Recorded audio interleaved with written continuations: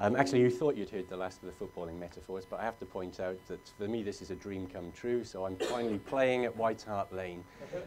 Sadly, I'm not chipping Gary Sprake or Bob Wilson from 30 yards out. I'm talking about interest rates, but what the heck, I'm here.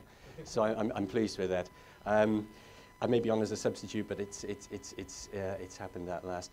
Swapping on to the Beatles metaphor, yesterday actually is an uncannily appropriate title to use when talking about economic forecasts, because often when people make forecasts, they think they're looking forwards, and you know what, they're actually looking backwards at what has recently happened, and they're extrapolating that forwards. So they think it's tomorrow they're talking about. Actually, what they're often doing is really talking about literally yesterday. So there's that's a very good reason for using that particular song title here.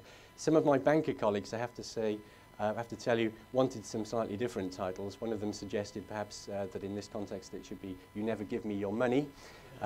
Some of the very sceptical people about what the UK government has been up to suggested "Back in the USSR," but actually yesterday works well enough for the time being. I'm going to focus, you have quite a few charts looming and in the pack. I'm not going to talk about all of them. This is a chart pack that I had prepared for another occasion and I've brought it along. I'm going to focus really on the economic slides which are in this, and I'm going to focus on the economic outlook in particular.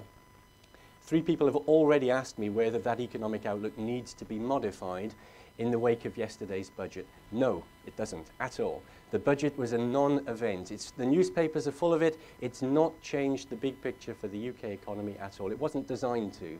The net giveaway was minimal. The projections for government borrowing are very close to where they were previously. The outlook has not changed at all.